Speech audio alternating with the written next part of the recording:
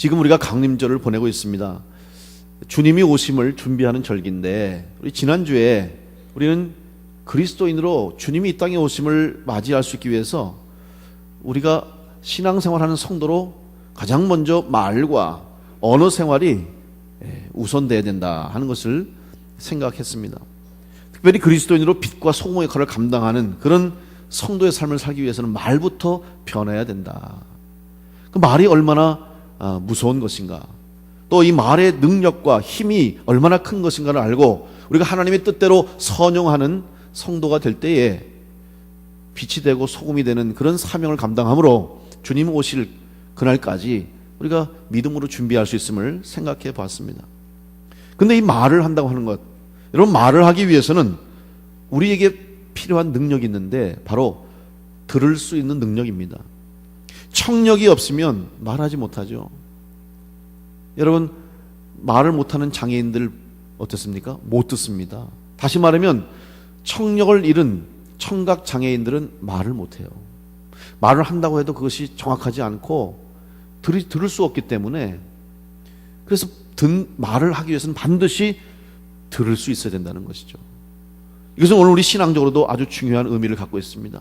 우리가 거룩한 말을 하고 하나님의 백성으로 신앙을 고백하고 이 땅에 주님 주신 사명대로 땅끝까지 이르러 증인되라고 하셨는데, 복음을 전하고 전도하고 예수 그리스도를 증거하는 우리의 입술이 되기 위해서는 먼저 우리가 하나님의 말씀을 들어야 할 줄로 믿습니다. 하나님 말씀을 잘 듣고 순종해야 할 줄로 믿습니다. 입은 하나지만 귀가 둘인 이유가 무엇입니까? 그만큼 말하는 것을 줄이고 듣는 것을 많이 할 뿐만 아니라 말하는 것보다 듣는 것이 더 중요하다는 것을 의미하는 것입니다.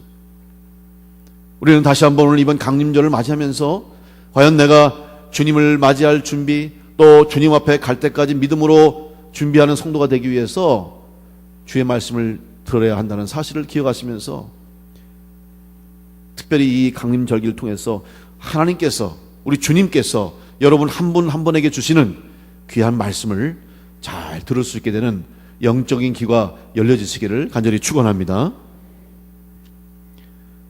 특별히 오늘 강림절 맞아서 우리가 들어야 할 말씀이 있는데, 그 말씀의 내용은 바로 회개와 회복이라는 말씀입니다. 이 땅에 오신 주님께서 우리에게 주신 말씀이 바로 회개요 회복입니다. 먼저 회개의 말씀을 들을 수 있어야 됩니다. 하나님 말씀을 듣기 위해서는 우리에게 영적인 분별력이 필요합니다. 사실 우리는 세상에 살면서 수많은 소리를 듣고 살아가고 있습니다.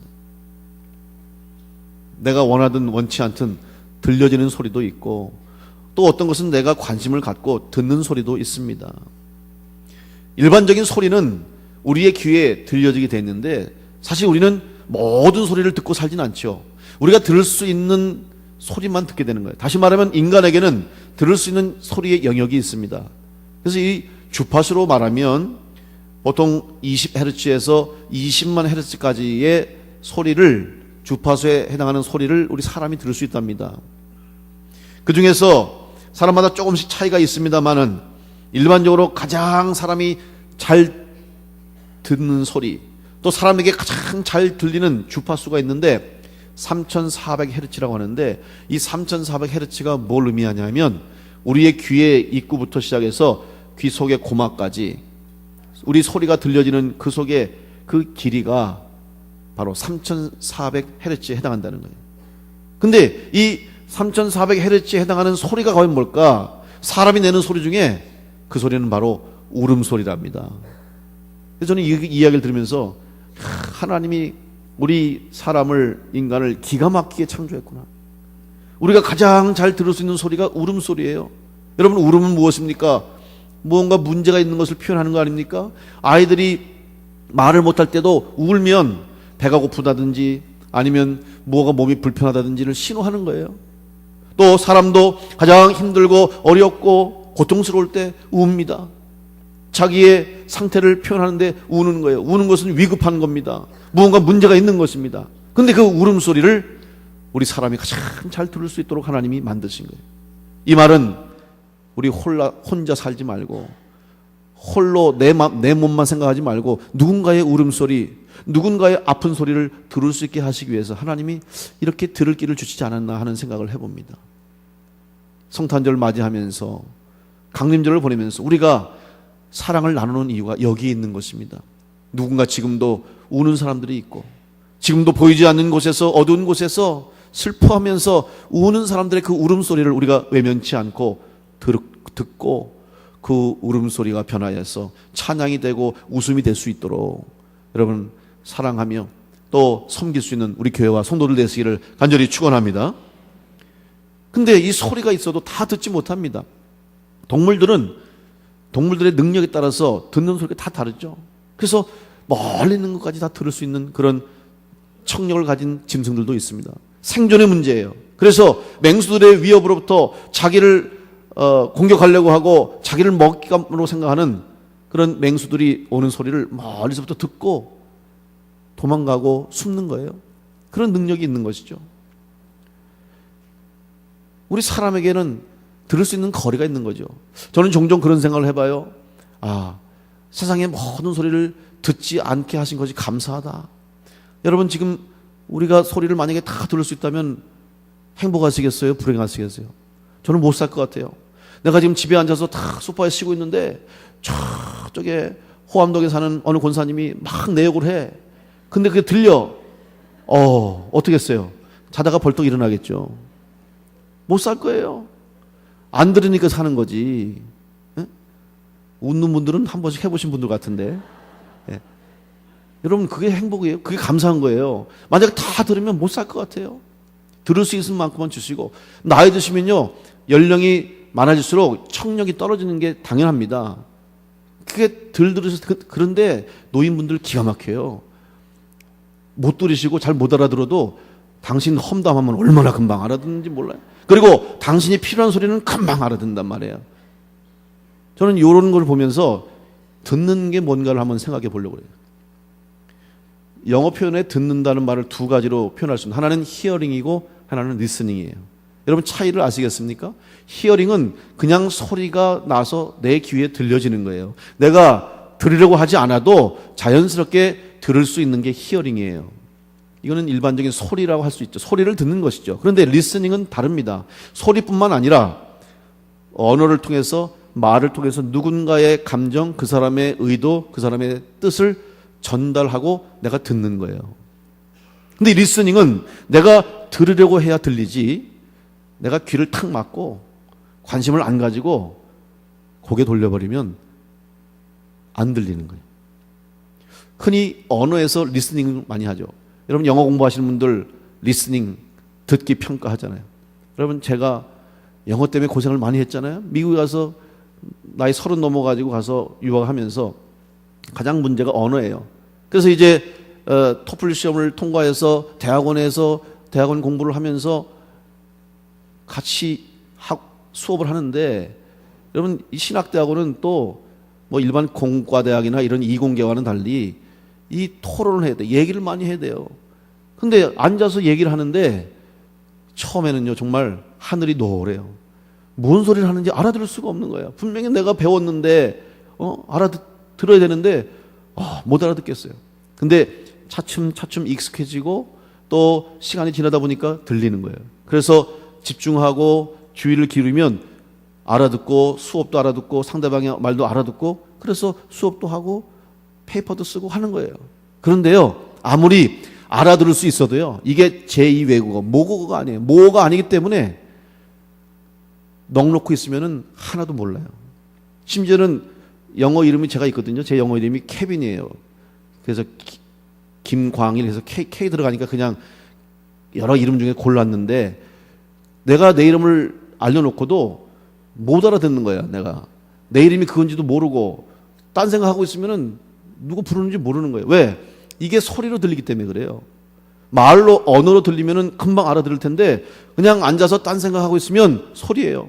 오늘 이 자리에도 여러분이 앉아서 제 설교를 듣고 하나님 말씀 들을 때 집중하고 하나님 말씀을 들으려고 하는 여러분이 관심과 또 노력과 신앙의 자세를 가진 분들은 한마디 한마디 듣는데 여기 앉으셔가지고 이제 처음에는 집중했는데 조금 지나면서 마음이 편안해지면서 따뜻하고 눈이 사르르 감기면서 제가 이 좋은 목소리로 또 중얼중얼 하니까 얼마나 좋은 자장가가 되겠습니까? 그러면 그 다음부터는 소리예요, 소리.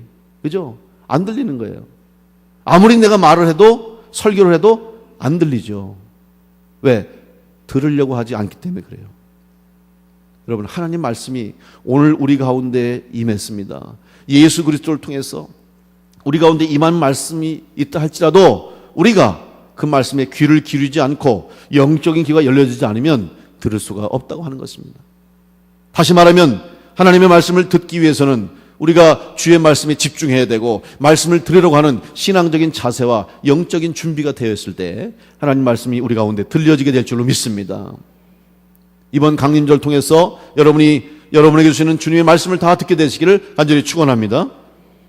오늘 말씀은 예수님께서 이 땅에 오실 때에 가장 먼저 주님의 오심을 준비하는 소리, 바로 세례 요한의 외침이었습니다.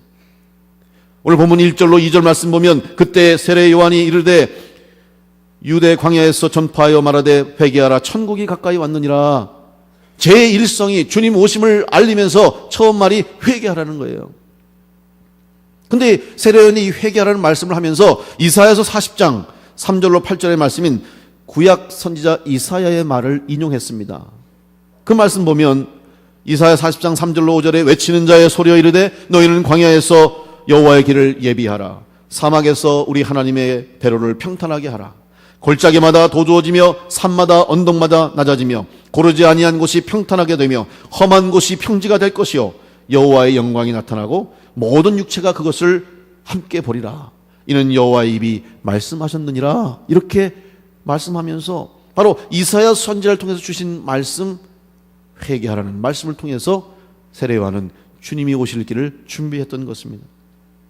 특별히 회개하지 않고 나오는 바리새인들과 사두개인들을 향해서 세례 요한은 독소를 내뱉었습니다. 7절에 보면 요한이 많은 바리새인들과 사두개인들이 세례 베푸는 데로 오는 것을 보고 이르되 독사의 자식들아 누가 너희를 가르쳐 임박한 진노를 피하라 하더냐. 다시 말하면 이 바리새인들과 사두개인들은 진정한 회개의 마음을 가지고 온 것이 아니라 세례 요한에 대한 소문도 듣고 세례 요한이 어떻게 생겼는지 궁금도 하고 과연 그가 베푸는 세례가 무엇인가 혹은 나에게 유익이 될 것인가 하는 회개가 목적이 아니고 진정한 세례를 받기 위한 것이 아니고 자기의 목적을 가지고 나왔기 때문에 세례 요한은 그들을 향해서 이렇게 진노를 했던 것입니다. 그들은 세례 요한의 말을 하나님 말씀으로 들으려고 하는 준비가 되어 있지 않았다는 것입니다. 오늘 우리의 신앙생활 속에 우리는 듣고 싶은 소리만 들으려고 해서는 안 됩니다. 듣기 싫은 소리는 귀를 막고 하나님이 주시는 말씀임에도 불구하고 내 마음의 문을 걸어 잠그면 그 말씀은 우리 가운데 역사할 수가 없는 것입니다. 여러분, 하나님 말씀이 무엇입니까? 이 하나님의 강단에서 선포되는 말씀은 오직 하나님의 말씀만 전해지는 거예요. 사람의 생각이 아닙니다. 목사의 생각이 아니고 하나님 말씀을 전해야 돼요. 여러분, 한국 교회와 한국 강단과 한국 성도들의 문제가 무엇이냐? 가장 중요한 문제요, 공통적으로 인식하고 있는 문제는 바로 하나님 말씀을 가감없이 전하지 못했다는 것이에요. 성도들이 듣고 싶어하는 말, 성도들의 입맛에 맞는 말, 성도들이 원하는 말만 하면 그것은 온전한 설교가 아니고 온전한 선포가 아니에요. 때로는 우리들의 마음이 불편하고 성도들의 마음에 찔림이 되고 성도들의 마음을 거북하게 하고 심지어는 우리의 마음속에 아픔이 된다 할지라도 그것이 하나님의 말씀이면 전할 수 있어야 되는 거예요. 그것이 온전히 전해지지 않을 때에 하나님의 말씀이 바르게 전달되지 못할 뿐만 아니라 들리지가 않게 되는 것입니다. 여러분, 혹시라도 강단에서 선포되는 말씀이 여러분의 삶이나 여러분의 개인적인 생활이나 혹은 여러분의 신앙생활 가운데 부딪히거나 혹은 여러분 마음속에 찔림이 있거나 또 여러분 마음속에 힘든 그런 마음을 만드는 말이라 할지라도 그것이 하나님의 말씀이면 있는 그대로 받으시고 여러분 회개하시고 다시 한번 새롭게 되는 역사가 있게 되시기를 간절히 축원합니다. 회개함으로 우리는 구원의 은혜에 들어갈 수 있지 않습니까? 예수 그리스도를 믿고 구주로 고백하고 제일 먼저 우리가 하는 기도가 바로 회개 기도입니다. 회개한 후에 은혜의 길에 들어가게 되는 것이죠. 그래서 세례 요한은 오늘 주님 오심에 앞서서 광야에서 그는 회개하라고 외쳤던 것입니다. 저는 세례 요한이 광야에서 외쳤다는 것을 생각하면서 그런 생각을 해봤습니다. 이왕이면 사람들이 많이 있는 성읍 안에서, 도시 안에서, 시장에서 회개하라 회개하라 외칠 수 있었을 텐데 왜 세례 요한이 광야에서 외쳤을까? 근데 사람들이 그곳으로 나옵니다. 저는 그것을 묵상하면서 자기 말을 들을 사람이 얼마나 있었겠는가? 세례 요한의 그 말, 회개하라는 말을 듣고 회개하는 심령들이 얼마나 있었을까?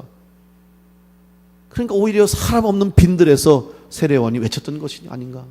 그러면서 돌들을 향해서 외친 것 아닌가? 그러나 하나님 말씀이 들을 때가 되고 주님이 오실 때가 되고 구원의 때가 되니까 그때 그 말씀을 듣고 사람들이 광야로 나오게 된 것처럼 오늘 여러분 하나님 말씀을 들을 수 있는 은혜의 때가 우리에게 지금 주어졌음을 믿으시고 여러분 하나님 말씀을 들을 때에 아멘으로 화답하시면서 회개하는 복된 은혜가 있기를 간절히 축원합니다. 두 번째로 회개의 말씀을 들을 뿐만 아니라 회복의 말씀을 들어야 돼요. 어떻게 보면 이 회복이 바로 주님의 가장 궁극적인 목적입니다. 구원이 주님의 목적이죠.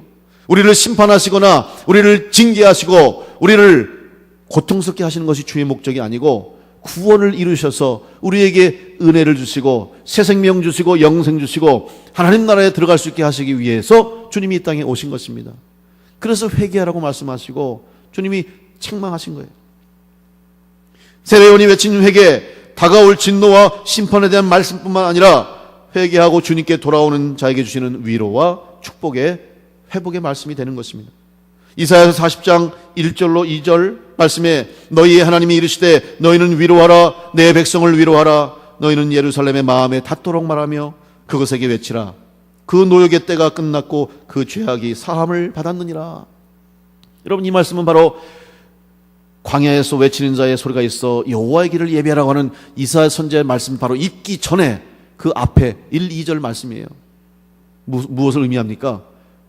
여호와의 길을 예비하라고 회개하라고 말씀하신 목적은 바로 위로해 주시기 위해서 우리에게 구원의 은혜를 주시기 위해서 자유함을 주시고 해방을 주시기 위해서 하나님께서 여호와의 길을 준비하고 회개하라는 말씀을 주셨다는 것을 여기서 분명하게 우리에게 말씀하고 있는 것입니다. 여러분 회개할 이유는 회개함으로 주시는 은혜가 있기 때문에 회개하는 자에게 주시는 하나님의 축복의 약속이 있기 때문에 오늘 우리는 회개하면서 감사할 수 있는 것이고 회개함을 통해서 하나님의 큰 은혜를 받게 되는 거예요. 왜 예수님께서 십자가에 달려 돌아가셨습니까? 무엇 때문에 예수 그리스도 이 땅에 보내주셨습니까? 참혹하게 고통스럽게 십자가에서 달려 돌아가심으로 말미암아 우리의 죄가 사함을 받고 우리가 다시 살아나고 우리가 새 생명 얻고 영생 얻은 그리스도인이 될 수 있기 때문에 하나님께서 예수 그리스도를 이 땅에 보내주셨다는 사실이죠. 다시 말하면 구원의 은혜를 주시기 위해서 우리의 모든 죄를 씻어주시고 우리의 상처를 씻어주시고 우리를 다시 살리시기 위해서 회복시키시기 위해서 예수 그리스도를 보내주셨음을 믿으시고 여러분 회복의 말씀에 귀를 기울이시는 은혜가 있기를 간절히 축원합니다. 우리는 인간관계 속에서도 서로가 다른 사람에게 어떤 사람이 상처를 주고 피해를 주고 다른 사람에게 해를 끼쳤을 경우에 피해를 입은 사람이 원하는 것은 그 사람의 진실된 사과입니다. 물론 보상도 필요합니다. 때로는 그 모든 손해도 다시 원상으로 복구해야 되죠. 그런데 사실 그런 물질적인 보상이나 복구보다는 더 중요한 것은 우리의 마음의 상처 아닙니까? 받은 마음의 상처는 상대방이 진심으로 사과하고 진심으로 용서를 구하고 진심으로 미안하다는 말을 할 때 마음에 입은 상처가 한순간에 다 눈 녹듯이 사라지는 것을 경험하죠. 왜 그랬습니까? 진실된 마음으로 용서를 구했기 때문에 진실된 마음으로 회개했기 때문에 치유가 되고 마음의 상처가 사라지고 회복이 되는 것입니다. 그런데 말은 미안합니다. 말은 잘못했습니다. 말은 용서해 주세요. 하지만 그 말이 진심이 아닌 소리로 말로 끝나버리는 것을 알 때 치유될 수가 없는 거예요. 오늘 우리는 주님 앞에 진정한 회개를 드리기 위해서 하나님께서 우리에게 주신 회복의 은혜를 받고 회복의 은혜를 입은 성도로서 우리는 진심을 다해서 하나님 앞에 감사하며 하나님 앞에 온전한 예배를 드려야 될 줄로 믿습니다. 강림절은 바로 예수 그리스도를 맞이하기 위해서 하나님과의 관계를 회복하는 시간입니다. 이 강림절기를 통해서 여러분은 다시 한번 나는 정말 진심으로부터 중심으로부터 나오는 회개를 통해서 하나님과의 관계가 회복되어 있는가? 하나님의 은혜를 받을 통로가 열려 있는가? 하나님의 구원의 은혜의 길을 가고 있는가를 돌아보시고 점검하는 축복의 절기가 되시기를 간절히 축원합니다. 사무엘상 15장 22절에 사무엘이 하나님 말씀에 순종하지 못하고 온전히 따르지 못하는 사울왕을 향해서 말합니다. 아말렉과의 전투에서 얻은 전리품을 취하지 말라고 했음에도 불구하고 사울왕은 좋은 것들, 좋은 양들, 좋은 짐승들을 전리품으로 취했습니다. 그것에 대해서 사무엘이 꾸짖자 구차한 변명을 합니다. 제사 드리려고 그랬다고, 하나님께 드리려고 그랬다고. 그러자 사무엘이 말합니다. 사무엘상 15장 22절에서 사무엘이 이르되 여호와께서 번제와 다른 제사를 그의 목소리를 청종하는 것을 좋아하심같이 좋아하시겠나이까? 순종이 제사보다 낫고 듣는 것이 순양의 기름보다 낫습니다. 여러분, 하나님이 원하시는 것은 우리의 마음의 중심으로부터 나오는 온전한 예배와 온전한 회개를 하나님은 기대하고 계신 줄로 믿습니다. 이번 강림절에 주님을 다시 한번 우리의 삶에 모실 수 있도록, 주님을 맞이하는 신앙의 준비가 될 수 있도록 여러분, 하나님 앞에 온전한 회개와 하나님 앞에 온전한 중심을 드림으로 회복하시는 은혜를 경험하는 축복의 성도들 되시기를 간절히 축원합니다. 그래서 그 말씀이 들려줄 수 있도록 여러분의 마음의 문을 활짝 열고 영적인 귀가 열려져서 여러분 한 분 한 분에게 주시는 하나님의 말씀, 회개와 회복의 말씀, 여러분에게 주시고자 하는 하나님의 축복의 말씀을 다 들을 수 있도록, 그리고 그 듣고 믿음으로 순종하고 또 믿음대로 행동함으로 하나님 말씀대로 잘 듣고 살아가는 성도가 되어서 하나님 앞에 영광 돌리는 우리 모든 교회와 성도가 되시기를 간절히 축원합니다.